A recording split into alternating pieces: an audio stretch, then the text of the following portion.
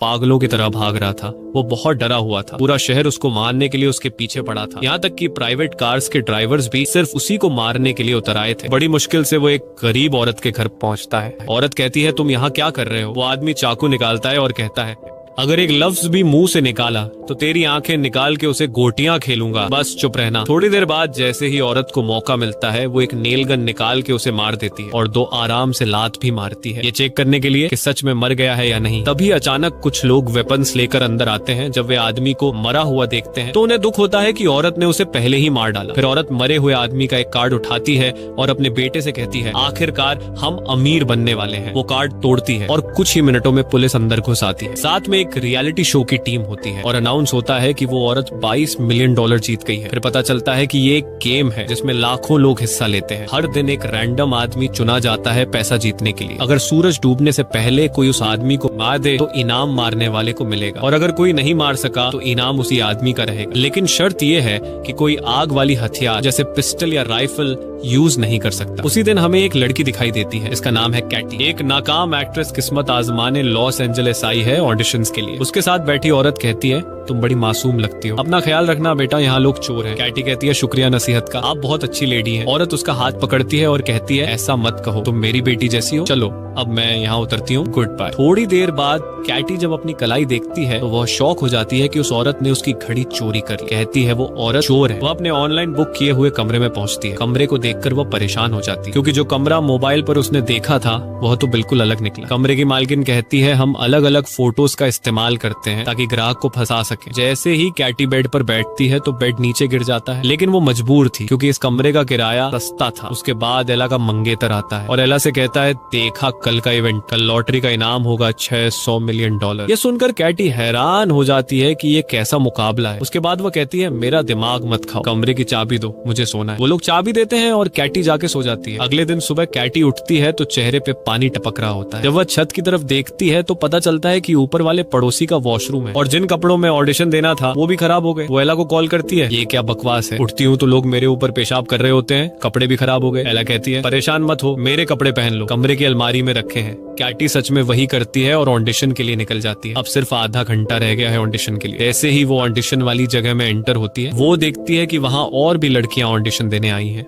वो अंदर चली जाती है और सीन परफॉर्म करती है। डायरेक्टर उसे देख के कहता है, जबरदस्त, मगर दोबारा तेरा मुंह यहाँ ना देखूं। उसी वक्त अचानक कैटी का कार्ड एक्टिवेट हो जाता है। वो कार्ड निकालती है और अनजाने में गेम में रजिस्टर हो जाती है। उसे बिल्कुल भी नहीं पता ये कार्ड किस चीज का है या इसने उसका चेहरा क्यों स्कैन किया। बाद में वो गुस्से में बाहर निकलती है क्योंकि वो ऑडिशन में फेल हो चुकी होती है। जब वो जा रही होती है तो पास में बैठी लड़कियों को पता चल जाता है कि वही टारगेट है, और बस फिर क्या, पहली लड़की कुर्सी उठाती है और सीधी अपनी दोस्त के सिर पर मारती है। दूसरी लड़की को एक जूता नजर आता है, वो फौरन उसे उठाती है और झपट कर मार देती है। कैटी चीख मार के भाग जाती है, लेकिन असली समस्या तो तब होती है जब वो एक कराटे ट्रेनिंग हॉल में छुपने के लिए घुस जाती है। अब जाहिर है सारे कराटेबाज लड़के उस पर टूट पड़ते हैं और वो बेचारी अकेली सबके बीच में पिट रही होती है। कप्तान कहता है, उसे सिर्फ मैं मारूंगा। फिर वो उसे उठाता है, घुमाता है और दीवार में दे मारता है, जिससे वो लड़कियों के जिम में गिर जाती है। जैसे ही सबको पता चलता है कि वही विनर है, सब उस पर चढ़ दौड़ते हैं। वो कराटे वाले भी पहुंच जाते हैं और सब लड़ रहे होते हैं कि उसे कौन मारेगा। आखिर में कोच उसे गर्दन से पकड़ता है और कहता है, उसे सिर्फ मैं मारूंगा। और जैसे ही वो मारने लगता है तो अचानक नोएल वहां आ जाता है और कोच के कंधे पे घूंसा मार के उसे दीवार में दे मारता है। फिर वो लड़की से कहता है, डरने की जरूरत नहीं, मैं बॉडीगार्ड हूँ और अगर तुम मुझे 10% इनाम में से दोगी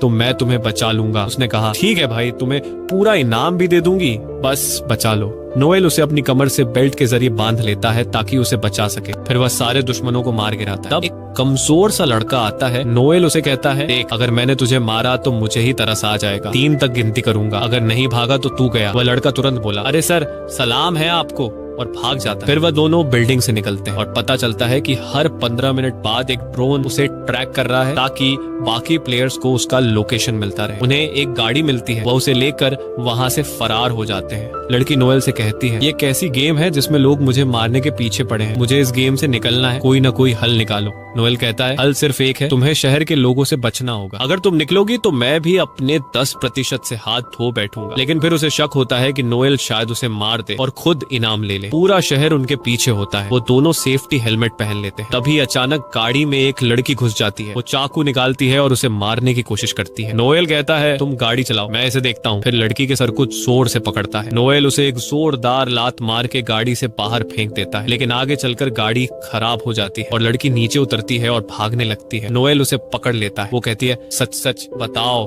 तुम मुझे मार के इनाम लेना चाहते हो ना? नोएल कहता है बिल्कुल नहीं, मैं तो तुम्हें बचाना चाहता हूँ। तब पुलिस वहाँ आ जाती है तो लड़की फौरन नोएल से कहती है पकड़े जाने से पहले कुछ कहना है। फिर वो पुलिस के पास जाती है शिकायत करने, मगर तब उसे अंदाजा होता है कि पुलिस भी असल में उसे मारने आई है। नोएल फौरन आके उसे बचाता है और वो पुलिस को चकमा दे के भाग जाती है। वो एक मैगजीन से अपना चेहरा छुपाती है। फिर जैसे ही वो कार्ड देखती है पता चलता है कि ड्रोन ने उसकी लोकेशन शेयर कर दी है और जितने भी लोग आसपास होते हैं समझ जाते हैं कि खिलाड़ी यही है। सब अपनी गन्स निकालते हैं और उसकी तलाश शुरू हो जाती है। वो एक वैक्स म्यूजियम में जाकर छुप जाती है और खुशकिस्मती से कोई उसे वहाँ नहीं देख पाता। थोड़ी देर बाद एला उसे कॉल करती है और पूछती है वो कहाँ है। वो कहती है मुझे पता है, कपड़े पहुँचाने में देर हो गई, मजबूर थी। एला कहती है कोई बात नहीं प्यारी, बस अपना लोकेशन तो बता दो। वो कहती है मैं अभी म्यूजियम में हूँ, बस किसी को बताना मत। और अभी 1 मिनट भी नहीं गुजरा होता कि एला और डेजी आ जाते हैं। एला उसे मारने की कोशिश करती है। लड़की खुद को बचाने के लिए एक डंडे से वार करती है। वो दोनों से जान छुड़ाती है और फिर उन दोनों के पीछे म्यूजियम का दरवाजा बंद कर देती है। लोगों ने उसे देख लिया। वो फौरन बस से उतरते हैं ताकि उसे मार सके, लेकिन नोएल वहाँ पहुँच जाता है और उसे वहाँ से ले जाता है। कैटी कहती है मुझसे नाराज मत होना, मैं समझी तुम मुझे मार दोगे। नोएल कहता है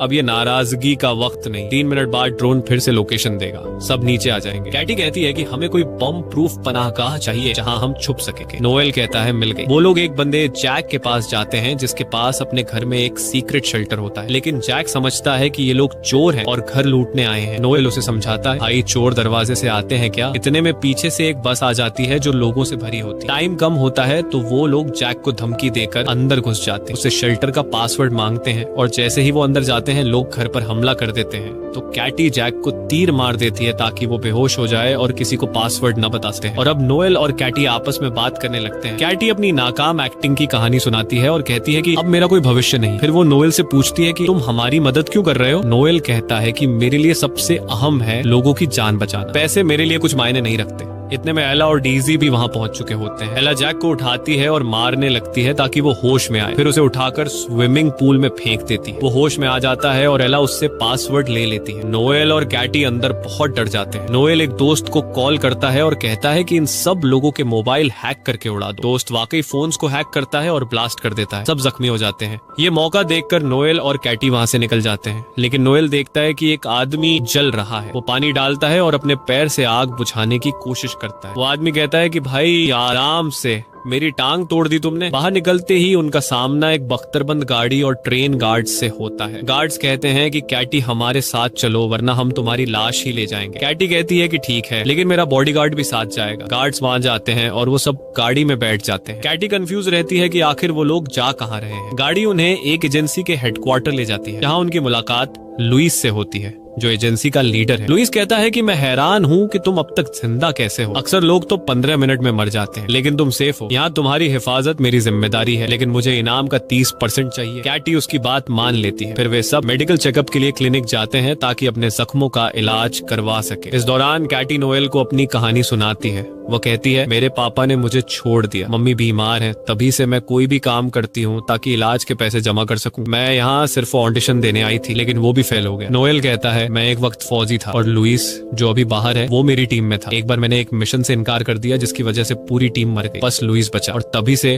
वो मुझसे नफरत करता है। तभी एक लड़की आती है और कैटी से कहती है लुइस तुम्हें सूरज डूबने तक एक सुरक्षित जगह पर ले जाएगा ताकि तुम जीत सको, बस अपना चेहरा इस डिवाइस पर रख दो। ये डिवाइस इसलिए था ताकि एक खास मास्क बनाया जा सके जिससे कोई भी उसे पहचान न सके। और वाकई में मास्क बन गया, एक बूढ़े आदमी का मास्क। लेकिन नोएल को कुछ अजीब सा महसूस हो रहा था। उसने कहा मुझे लग रहा है लुइस तुम्हें अकेले में मारने का प्लान बना रहा है ताकि वो अकेला इनाम ले सके। लेकिन कैटी को उसकी बात पर यकीन नहीं आया। उसी वक्त लुइस अंदर आता है और दोनों को गैराज में ले जाता है। वहाँ लुइस कहता है कि कैटी एक गाड़ी में बैठे और नोएल दूसरी में। यही कैटी समझ जाती है कि लुइस उसे धोखा देगा। वो उसे नीचे किक मारती। अचानक लोग अंदर घुस आते हैं ताकि उसे मार दे, लेकिन खुशकिस्मती से कोई उसे पहचान नहीं पाता। तो केटी लुइस की एक गाड़ी लेती है और निकल जाती है, मगर लुइस नोएल को पकड़ लेता है और उसे इतना मारता है कि उसकी हड्डी तोड़ देता है। जब केटी भाग जाती है लुइस उसे कॉल करता है और ब्लैकमेल ब्लैकमेल करता है कि वो नोएल को मार देगा। केटी कहती है अब तुम क्या चाहते हो? वो कहता है फौरन आ जाओ शहर के बीच वाले थिएटर में। और उस वक्त सूरज डूबने में सिर्फ 16 मिनट बाकी थे, लेकिन केटी ने फैसला किया कि वो नोएल को बचाएगी क्योंकि वो कई बार उसे बचा चुका था। उसने अपने साथ पिस्तौल भी ली। वहाँ पहुंचती है तो देखती है कि नोएल जंजीरों में बंधा हुआ है। केटी कहती है अगर तुमने उसे न छोड़ा तो मैं खुद को मार लूंगी और तुम इनाम से हाथ धो बैठोगे। वह कहता है आसान है, मैं तुम्हारी अंगुलियों के निशान मिटा दूंगा और अपने लगा दूंगा। केटी कहती है जबरदस्त आइडिया, मगर मैं लाइव हूँ और सारी दुनिया देख रही है। वह कहता है अच्छा ठीक है, रिलैक्स हो जाओ और पिस्टल दो। केटी कहती है ठीक है, मगर पहले नोएल को छोड़ो और जाने दो। और जैसे ही वह खुद को मारने लगी वह कहता है रुक जाओ, मैं उसे छोड़ रहा हूँ, ये लो चाबी। और फिर कहता है अब आराम से मुझे पिस्टल दो। केटी कहती है मुझे यकीन था कि तुम्हारे दिल में रहम है, ये लो पिस्टल। मगर अचानक उसे एक और कार किक मार देती है। लेकिन लोग अंदर घुस आते हैं और नोएल को बचाने से पहले कीटी को घेर लेते हैं। नोएल खुद को आजाद कर लेता है और लोइस से लड़ने लगता है ताकि वह कीटी को मार न सके। अब सूरज डूबने में सिर्फ 4 मिनट बाकी रह गए थे। इसी वक्त एक और ग्रुप अंदर आ जाता है और कीटी खुद को बड़ी मुश्किल में पाती है। वह थिएटर से भागती है ताकि कहीं सुरक्षित हो सके, लेकिन लोग पीछे पड़ जाते हैं। नोएल लोइस को जोरदार मुक्का मारता है। फिर वह थिएटर का सेट तोड़ता है ताकि कोई कीटी के पीछे ना आ सके, मगर लोइस के आदमी मानव सीढ़ी बनाकर उसके पीछे आ जाते हैं। लोइस इस तक पहुंच जाता है और उसका गला दबा लेता है। कहता है तुम्हारी मौत मेरे हाथों होगी। मगर कीटी फिसल जाती है और एक लोहे की रॉड से लटक जाती है और कीटी ने लोइस की जेब में मौजूद ग्रेनेड की पिन अपनी चाबी से निकाल ली। वह नीचे गिरती है और ग्रेनेड फट जाता है। लोइस मर जाता है और मुकाबले का समय खत्म हो जाता है। जब वह हवा में लटकी होती है लोग उसे बचा लेते हैं क्योंकि वह इनाम जीत चुकी होती है। इसके बाद जोनी आता है और उसे इनाम देता है। खुश नसीब लड़की ने इतिहास की सबसे बड़ी रकम जीत ली, $3,600,000,000। दिन गुजरते हैं और वह बड़ी बड़ी कंपनियां खोलती है, बच्चों के लिए पनाहगाहें बनाती है, गरीबों की मदद करती है